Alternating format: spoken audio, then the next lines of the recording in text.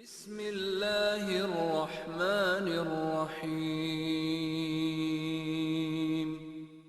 اللہ تعالیٰ کے نام سے جو بڑا مہربان اور نہایت رحم کرنے والا ہے۔ سامعین کرام السلام علیکم۔ آج کی تفصیلی ویڈیو حضرت داؤد علیہ السلام کی مکمل زندگی کے چند اہم اور مشہور واقعات پر مبنی ہوگی، نیز ان کی قوم اور آل پر آئے عذاب بھی ہم شیئر کریں گے۔ سامعین کرام ویڈیو کو شروع سے لے کر آخر تک لازمی دیکھیے گا۔ آپ بھی بنی اسرائیل کے انبیاء میں سے مشہور نبی ہیں۔ آپ نے چونکہ بچپن میں جالوت کو قتل کیا تھا، اس لیے آپ کی بہادری کو دیکھ کر بنی اسرائیل آپ کو بہت پسند کرنے لگے تھے۔ پھر حکومت کی باغ ڈور آپ کے ہاتھ میں آ گئی۔ اللہ تعالیٰ نے آپ پر اور زیادہ انعام یہ فرمایا کہ آپ کو نبوت عطا کر دی، یعنی اللہ تعالیٰ نے آپ کو نبوت بھی دی اور بادشاہت بھی۔ آپ حضرت موسیٰ علیہ السلام کے 500 سال بعد پیدا ہوئے۔ آپ حضرت یعقوب علیہ السلام کی اولاد میں سے تھے۔ اللہ تعالیٰ نے آپ کو بہت سی خصوصیات عطا فرمائی تھیں۔ نبی کریم صلی اللہ علیہ وسلم فرماتے ہیں کہ نمازوں میں سب سے پیاری نماز داؤد علیہ السلام کی تھی، اور روزوں میں سب سے پیارے روزے بھی داؤد علیہ السلام کے تھے۔ نمازوں میں آپ کا طریقہ یہ تھا کہ آدھی رات سوتے، پھر تہائی رات اللہ کی عبادت کرتے، اور پھر آخری رات کے کچھ حصے میں آرام فرماتے، ایک دن چھوڑ کر ایک روزہ رکھتے۔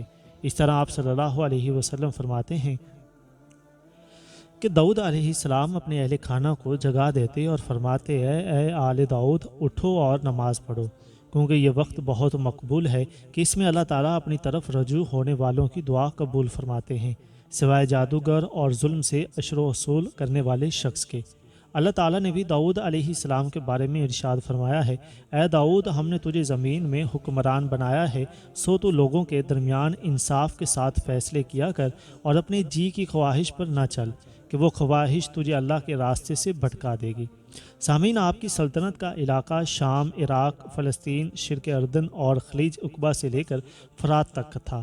آپ ایک دن اللہ کی عبادت کرتے، ایک دن دربار میں بیٹھتے، مقدمات کے فیصلے کرتے، اور ایک دن اپنے اہل و عیال کے ساتھ گزارتے۔ مطلب یہ کہ اللہ کے حقوق اور بندوں کے حقوق کا برابر خیال رکھتے تھے۔ سامعین کرام، موسیٰ علیہ السلام پر اللہ تعالیٰ نے تورات نازل فرمائی تھی۔ حضرت داؤد علیہ السلام پر زبور نازل فرمائی۔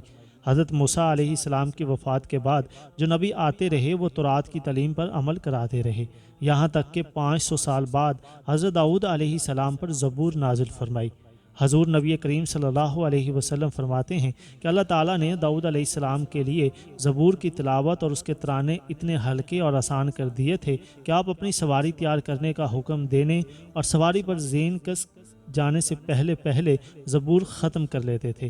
یہ بھی آپ کا ایک معجزہ تھا۔ زبور میں اللہ کی حمد و ثنا تھی اور انسانوں کی بندگی کے متعلق مضامین تھے۔ اللہ تعالیٰ نے زبور میں یہ بھی لکھا تھا، اور بے شک ہم نے زبور میں نصیحت کے بعد یہ لکھ دیا تھا کہ زمین کے وارث میرے بندے ہوں گے۔ اس آیت میں دراصل مسلمانوں کے عروج کی بشارت دی گئی ہے۔ خلفائے راشدین کے دور میں یہ بشارت پوری ہوئی۔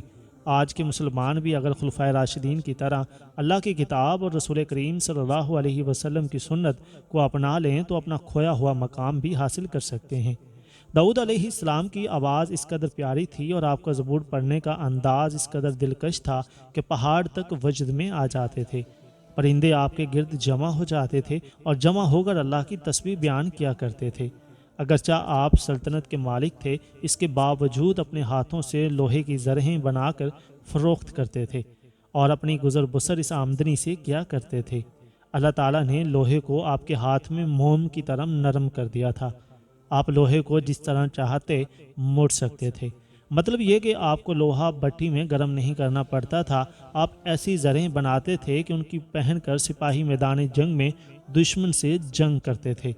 آپ کے زمانے میں بحر کلثوم کے کنارے مدین اور کوہ طور کے درمیان ایک شہر ایلا تھا۔ اس شہر کے لوگ دریا قریب ہونے کی وجہ سے مچھلی کے شکار کے عادی تھے۔ یہ لوگ یہودی تھے۔ اللہ نے ان پر ہفتے کے دن مچھلی کا شکار حرام قرار دے دیا تھا۔ ان لوگوں کو نافرمانی کی عادت تھی۔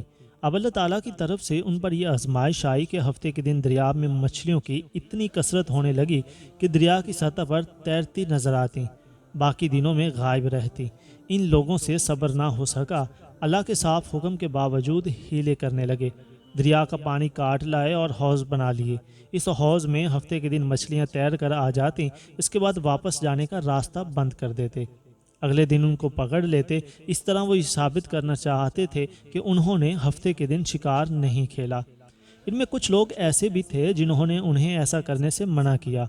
کچھ لوگ ایسے تھے جو ایک آدھ مرتبہ منع کر کے بیٹھ گئے، اور کچھ ایسے تھے جو نہ منع کرتے تھے نہ خود شکار کھیلتے تھے۔ جو منع کرنے والے تھے انہوں نے شکار کھیلنے والوں سے ملنا جلنا چھوڑ دیا، ان سے الگ رہنے لگے۔ ایک دن انہوں نے ان کی آوازیں نہ سنی تو ان لوگوں کو دیکھنے کے لیے رکے۔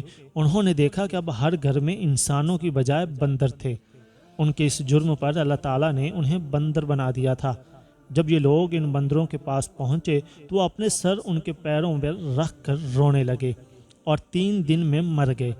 داؤد علیہ السلام نے ایک روز اللہ تعالیٰ سے دعا کی، اے پروردگار، دن اور رات میں ایک گھڑی بھی ایسی نہیں گزرتی کہ میں یا میری آل میں سے کوئی شخص تیری عبادت میں مشغول نہ ہو۔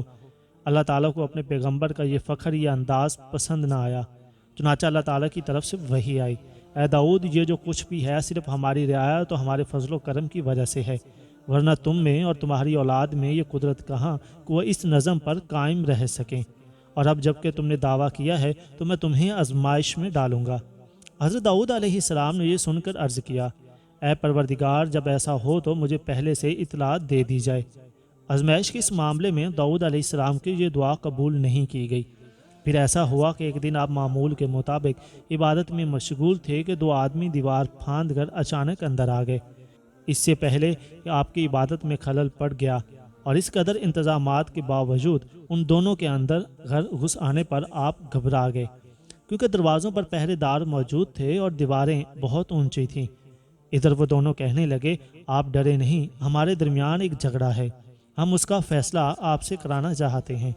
ہم میں سے ایک نے دوسرے کے ساتھ زیادتی کی ہے، سو آپ ہم سے انصاف کریں، ہمیں سیدھی راہ دکھائیں۔ یہ شخص میرا بھائی ہے، اس کے پاس 99 دمبیاں ہیں اور میرے پاس صرف 1 دمبی ہے، سو یہ کہتا ہے کہ میں اپنی 1 دمبی بھی اسے دے دوں تاکہ اس کی 100 پوری ہو جائیں۔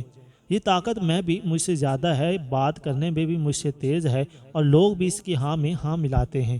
غرض میرا حق چھیننے کے لیے زبردستی کی باتیں کرتا ہے۔ کہ آپ نبی تھے اس لیے آپ کو فوراً اپنی غلطی کا احساس ہو گیا۔ آپ سمجھ گئے کہ اللہ تعالیٰ نے انہیں آزمایا ہے، سو وہ یہ سمجھتے ہی اپنے رب سے معافی طلب کرنے لگے اور سجدے میں گر پڑے۔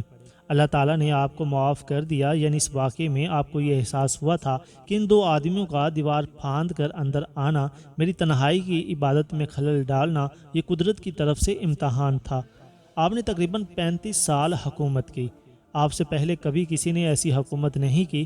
آپ نے 100 سال کے قریب عمر پائی۔ آپ کی وفات کا وقت قریب آیا تو آپ اس وقت بھی اللہ تعالیٰ کی عبادت کر رہے تھے۔ پرندے آپ کے گرد جمع تھے۔ اچانک موت کا وقت آ پہنچا، آپ کو بیت المقدس میں دفن کیا گیا۔ تو سامعین کرام، ہزاروں کروڑوں لاکھوں رحمتیں نازل ہوں حضرت داؤد علیہ السلام پر۔